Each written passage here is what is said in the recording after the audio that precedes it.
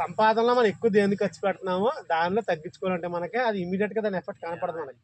మన ఆరోగ్యానికి దేనివల్ల మనకి సరైన తిండి తినకపోవడం వల్ల మనం అంటే ఇలాగే విష పదార్థాలు ఎక్కువగా ఉండిపోయే దాంట్లో ఇలాంటివన్నీ మనం తినడం వల్ల. ఇప్పుడు మనం అన్ని పండించుకోగలం, ధాన్యం వరకు మనం పండించుకోగలం. మీరు పల్లెటూరులో కాబట్టి కూరగాయలు కూడా మీరు పండించుకోగలరు.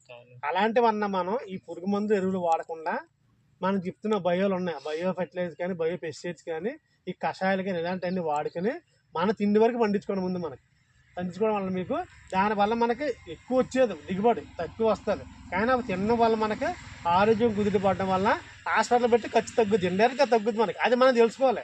అది అంటే అప్పు చేసి లక్షనే పెట్టేస్తాం మనం. కానీ ముందు నుంచి మనం ఇలాంటి ఆహారం తినడం వల్ల మనకి నెమ్మదిగా ఏమంటే ఆ లక్ష ఖర్చు పెట్టేదల్లా 50,000కి వెళ్తుంది, 25,000కి వెళ్తుంది మనకి. అది కనపడుతుంది మనకి కంటికి.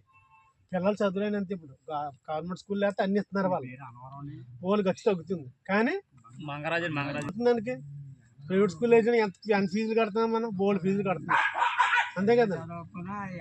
అదే నేను అనేది మీరు ఎక్కువ చేసేమంటలా, మీరు అందరూ చదువులే, సొంత భూములు ఎవరికి లేవు మ్యాక్సిమం. మీరు దాంట్లోనే ఒక 5 సెంట్లు మనం తినేదానికే మీరు ఈ రకంగా పండించండి.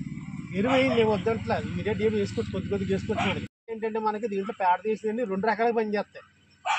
ఎరువు కింద పనిచేస్తుంది మనకి, పురుగు మందు కింద పనిచేస్తుంది, తెగులు మందు కింద పనిచేస్తుంది. 3 రకాలుగా పనిచేస్తుంది. అదే మనం కొట్టే అనుకోండి, తెగులు మందు కూడా తెగులుకే పనిచేస్తుంది, పురుగు మందు కదా పురుగుకే పనిచేస్తుంది, ఎరువు వేస్తే ఎరువు కింద పనిచేస్తుంది.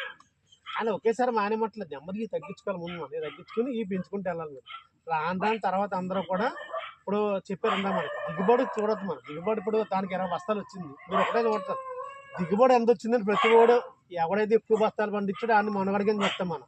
కానీ ఎంత ఖర్చు పెట్టాడు నేను ఎప్పుడు అడగం.